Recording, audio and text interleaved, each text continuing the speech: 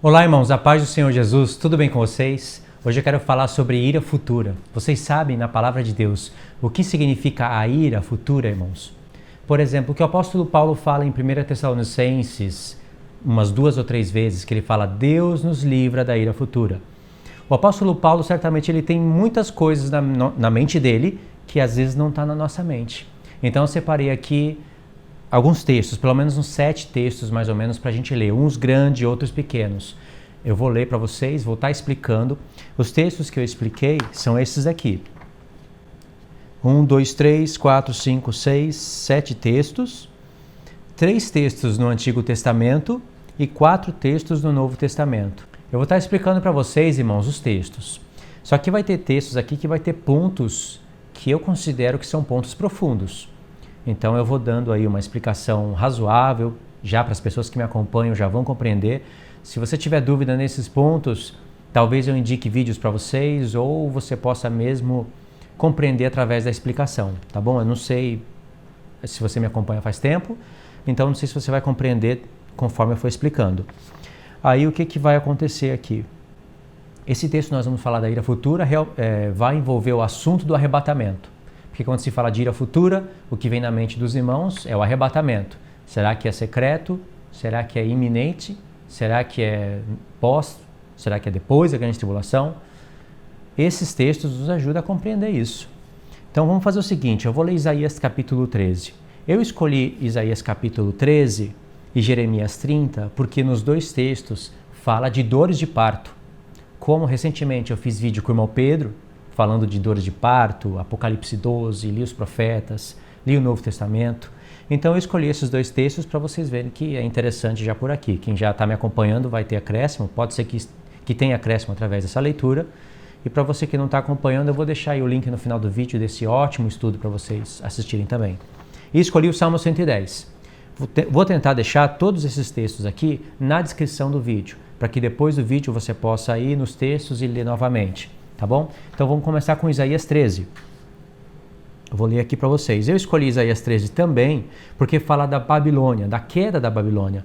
Só que no contexto e na revelação, vocês vão ver que vai estar falando da queda da grande Babilônia, lá em Apocalipse 17, e não da Babilônia. Seria impossível essa profecia aqui estar prevendo somente a queda da Babilônia. Isaías profetizou muito tempo antes de Daniel, então teve também a previsão da primeira Babilônia, só que automaticamente profetizou a queda da última Babilônia. Então a queda da Babilônia, no tempo de Jeremias, no tempo de Daniel, ela também profetiza através das figuras a queda da última Babilônia. Por isso que vai ter ali o termo aqui, o dia da ira, sabe? Essas questões que só acontecem no final. Ok? Vamos lá. Isaías 13. Sentença que numa visão recebeu Isaías, filho de Amós, contra a Babilônia. Alçai um estandarte sobre o monte escalvado. Levantai a voz para eles, acenai-lhes com a mão, para que entre pelas portas dos tiranos. Eu dei ordem aos meus consagrados. Sim, chamei os meus valentes para executarem a minha ira. Os que executam se orgulham. Já se ouve nos montes o rumor como de muito povo, o clamor de reinos e de nações já congregados. O Senhor dos Exércitos passa a revista às tropas de guerra. Já vem de um país remoto, desde as extremidades do céu, o Senhor e os instrumentos da sua indignação, para destruir toda a terra. Presta atenção, irmãos, uma pausa leve no verso 5. Diz que o Senhor está vindo com os seus santos das extremidades do céu para destruir toda a terra. No entanto, vai estar profetizando a queda da Babilônia. O assunto da grande Babilônia é muito profundo, irmãos, muito profundo mesmo. Em poucas palavras, antes eu acreditava que a Babilônia era Jerusalém. Tem até vídeos aí que eu mostro que eu estava em dúvida entre Jerusalém e a Babilônia mesmo, onde ela sempre foi, que seria hoje o atual Iraque. Hoje, por Apocalipse 18, eu tenho certeza que a grande Babilônia fala muito mais coisas do que eu imaginava ser antes. Não é Jerusalém a grande Babilônia. Não é um lugar somente a grande Babilônia. no contexto geral, porque ela é mãe das abominações da terra. Você tem que compreender onde que se começa, né, a origem das abominações da terra, apontando na Grande Babilônia mesmo, e todo o decorrer da era da Revolução Industrial, onde remonta esse mundo aqui, e você vê que esse mundo é uma Grande Babilônia. Não posso falar mais que isso. Eu já fiz vídeos falando da Revolução Industrial e da Grande Babilônia. Eu também vou deixar esse vídeo para vocês no final, tá bom? Então olha aqui, verso 5 de novo. Já vem de um país remoto, desde as extremidades do céu, o Senhor e os instrumentos da sua indignação para destruir toda a terra. Então está profetizando o fim. Só, irmãos, que quem destruiu a Babilônia pela primeira vez foram os persas, a comando de Ciro. E no próprio Isaías, lá para o capítulo 45, se eu não me engano, Ciro vai ser colocado como uma tipologia de Cristo e os medo-persas como uma tipologia da igreja na relação do que ela faria no futuro. Entende? Claro que os persas é um reino mau, só que Deus fez amizade entre os reis persas por Daniel. Muitos creram na palavra do Senhor, principalmente os reis. Não todos, mas no tempo de Daniel muitos creram. E se Daniel permanecesse até o tempo da Grécia, eu acredito que também creriam na palavra do Senhor, por causa daquele homem. Então é o seguinte, irmãos, Deus está usando essa tipologia, essa alegoria para profetizar o fim, porque os persas não vieram das extremidades do céu e nem com o Senhor. E os persas não podem ser chamados de instrumentos do Senhor e dessas coisas aqui, por exemplo. Uivai, pois está perto o dia do Senhor. Vem do Todo-Poderoso com assolação, pelo que todos os braços se tornarão frouxos e o coração de todos os homens se derreterá. Assombrar-se-ão e apoderar-se-ão deles dores e ais. De Apocalipse. E terão contorções como uma mulher parturiente, como uma mulher que está de parto. Olharão atônitos uns para os outros, o seu rosto se tornará rosto flamejante. Deus colocou aqui o sofrimento da Grande Babilônia, não só naquele tempo, mas do tempo do fim, que pega aí a Babilônia e as suas filhas, e eu não estou falando de igrejas, pega aí a Babilônia e as suas filhas, as nações, como pessoas que terão dores de parto. Só que não vai ter livramento, porque elas não vão estar tendo dores de parto esperando um filho. Vai gerar destruição no mundo. E esse é apenas um dos versos que fala de dores de parto nas nações. Porque o povo de Deus também terá dores de parto, mas vai estar grávido de Cristo. Entenderam, né, o que eu quis dizer? Vão estar gemendo para gerar um filho no mundo, como o próprio Jesus disse em João 16, naquele estudo que eu já falei para vocês. A leitura está meio lenta, mas eu tenho que estar explicando, né? Então, dores de parto relacionado ao tempo do fim, Jeremias 30 também vai mostrar isso, e por isso que em Mateus 24, Jesus usa a expressão princípio das dores. Dores de parto. Ele não falou dores de parto porque essa é uma característica do Senhor de deixar algumas coisas escondidas para a gente ir estudando e aprendendo, e fuçando, né? Ele não vai deixar tudo claro, não. Aí o verso 9, eis que vem o dia do Senhor, dia cruel, com ira ardente, furor, para converter a terra em assolação e dela destruir os pecadores. Esse dia do Senhor, não somente nesse texto, mas também em outros, ele vai estar relacionado com mês 7, dia 10, dia da expiação, dia da redenção. Em Mateus 24, quando Jesus está falando daqueles sinais que antecederiam a vinda dele, quem não conhece as festas se perde no tempo e acaba crendo no pré-tribulacionismo, que é uma doutrina super errada. E até mesmo quem conhece as festas, mas quer meter as festas na linha pré e torce, empurra e torce as coisas, ainda assim vai torcer a palavra. Em Mateus 24, Jesus está falando das 3 últimas festas finais, só que ele não vai falar o nome das festas. Não tem como explicar isso agora, mas as 3 festas, as 2, né? Porque a terceira seria a festa dos tabernáculos. Elas têm que estar ali no final. E quando Jesus disse, quando estiver acontecendo todas essas coisas, olhai para o céu, porque está próximo o dia da vossa redenção, que é um dia só, Paulo diz também que nós somos selados com o Espírito Santo para o dia da redenção, no singular, eles tinham em mente o mês 7, dia 10. onde o sumo sacerdote sai do Santo dos Santos para limpar completamente os pecados do povo e conduzir eles para a festa dos tabernáculos. Só que antes disso tem que ter trombetas. Por isso o Apocalipse tem 7 trombetas. Entende, irmãos? E aí no verso 9 de novo. Eis que vem o dia do Senhor, dia cruel com ira ardente, para converter a terra em assolação e dela destruir os pecadores. Olha como é para o fim. Porque as estrelas e as constelações do céu não darão a sua luz, e o sol, logo ao nascer, se escurecerá, e a lua não fará resplandecer a sua luz, como está no 6º selo, em Apocalipse.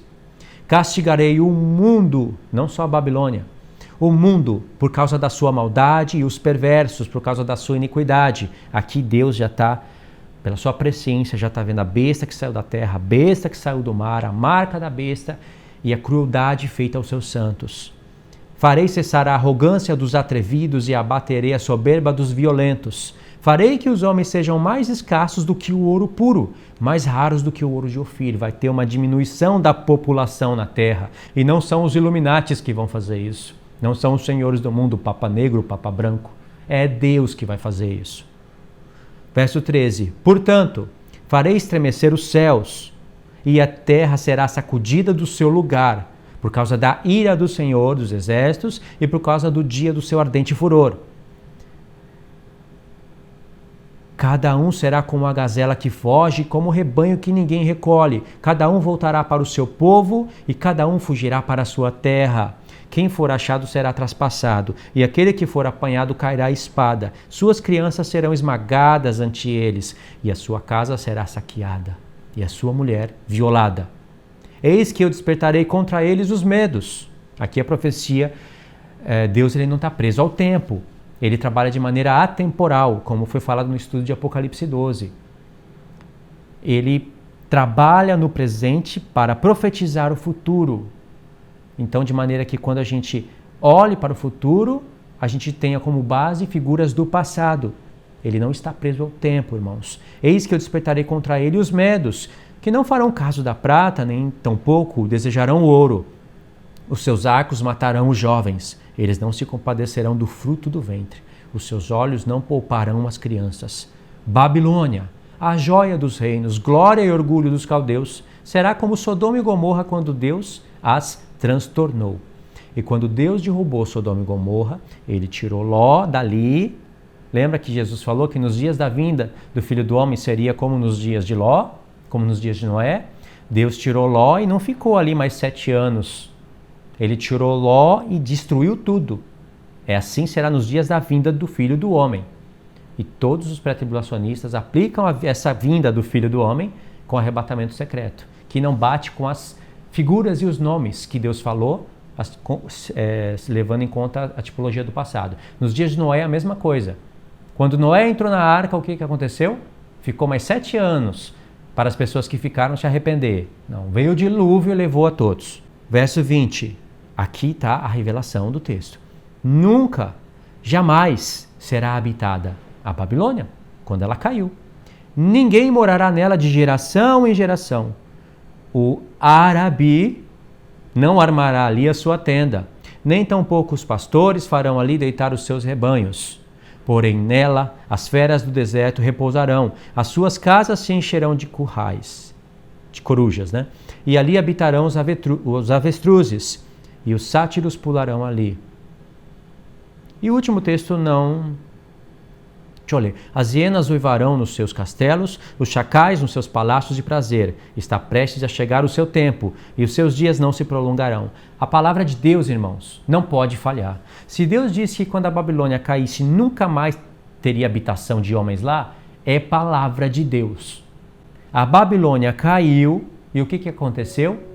Muito tempo depois, hoje, os habitantes que estão lá são os árabes, descendentes de Ismael. A atual Babilônia, irmãos, o atual Iraque, irmãos, é a antiga Babilônia. O atual Irã é a antiga Pérsia. Deus falou que quando cair nunca mais terão habitantes lá. Tem habitante lá, não tem? Então essa palavra aqui visava o tempo de hoje. Entende? E ele está irado contra lá, contra os lados de lá também. porque é de lá que vai vir o terror. Muitas pessoas estão pensando que o terror vai vir dos Illuminatis, vai vir dos senhores do mundo, do Papa Negro, do Papa Branco. Isso são só fantoches da mão do diabo, distraindo o povo dele para que todo mundo fique preso nisso, nas teorias das conspirações, olhando distraído e as profecias aqui passando batido diante dos olhos de todos. Essa é a profecia bíblica. Entendeu, irmãos? Eles podem ser o que for hoje, fazer o que fazem, mas a palavra de Deus é essa: nenhuma fumaça me distrai. Nenhuma fumaça distrai aquele que estuda e medita. Entendeu? Expliquei o capítulo 13, irmãos. Ira relacionada à vingança de Deus. Não é relacionada à grande tribulação. Na grande tribulação, diz em Apocalipse 12, irou-se o dragão e foi pelejar contra o restante da descendência da mulher. Quem? Os que guardam os mandamentos de Deus e têm a fé em Jesus. Pergunto, se o restante da mulher, o restante da descendência da mulher, são os que guardam os mandamentos de Deus e têm o testemunho de Jesus, têm a fé, o testemunho de Jesus é o espírito de profecia, por que não foram arrebatados? Passaram a ter isso? Eu teria muitas coisas para falar sobre isso, irmãos. Muitas coisas. Por que não foram arrebatados antes? Por que não foram pelo menos no meio? Então acabou, né? Grande tribulação é a ira do dragão contra o povo de Deus. E aí depois da grande tribulação vem a ira de Deus em resposta à ira do dragão e à ira da grande Babilônia também, que ela tem ira, é o cálice ali, que é a sangue dos santos, a abominação, é o cálice da ira dela. Ela está irada contra os que guardam os mandamentos de Deus e derrama o sangue deles. Ok, já foi Isaías 13. Jeremias 30 agora, irmãos. Jeremias 30, verso 1 até o 7, depois do 18 até o 24. Diz assim: palavra que do Senhor veio a Jeremias dizendo, assim fala o Senhor, Deus de Israel, escreve no livro todas as palavras que eu disse, porque eis que vem dias, diz o Senhor, em que mudarei a sorte do meu povo de Israel e de Judá, diz o Senhor. Daqui em diante, quem não conhece as duas casas, é só blá blá blá. Por isso que não vão gastar nem tempo lendo isso. Se alguém quiser pregar sobre o dia do Senhor, vai vir aqui escolher 2 textos e zarpar fora para outro profeta que fala do dia do Senhor, catar o texto desconectado, correr de novo, fugir, até chegar lá no Novo Testamento e torcer a palavra de Deus e mostrar que o dia do Senhor é a grande tribulação. Então Paulo diz que nós somos livrados da ira vindoura, então nós somos livrados da grande tribulação. Ou seja, ele não quis usar a palavra grande tribulação e falar com todas as palavras, mas através do dia da ira, que na mente dele supostamente era a grande tribulação, ele disse que supostamente também disse e afirmou que a igreja seria arrebatada antes da grande tribulação. Aí que está todo o erro. Palavra que do Senhor veio a Jeremias dizendo, assim fala o Senhor, Deus de Israel, escreve num livro todas as palavras que eu disse. Porque eis que vem dias, diz o Senhor, em que mudarei a sorte do meu povo de Israel e Judá, as 2 casas de Israel. Diz o Senhor, fá-los-ei voltar para a terra que dei a seus pais e a possuirão. E aqui, implicitamente, está falando de ressurreição. São estas as palavras que disse o Senhor acerca de Israel e de Judá. Assim diz o Senhor, ouvimos uma voz de tremor e de temor e não de paz. Perguntai, pois, e vede, se acaso um homem tem dores de parto. Porque vejo, pois, a cada homem com as mãos na cintura, como aqui está para dar à luz? E por que se tornaram pálidos todos os rostos? Que grande é aquele dia, e não há outro semelhante. É tempo de angústia para Jacó, ele, porém, será livre dela. Vê que o apóstolo Paulo, quando escreveu 1 Tessalonicenses capítulo 5, quando ele fala que o dia do Senhor vem como ladrão, e as pessoas que estão em trevas vão ser surpreendidas, assim como uma mulher que está com dores de parto, eles de modo algum escaparão, está tirando daqui, dia do Senhor, dores de parto. Não está tirando daqui? Ouvimos uma voz de temor e de tremor e não de paz. Porque através de outros textos você vai ver que o povo ímpio vai estar pregando a paz, que é uma falsa paz.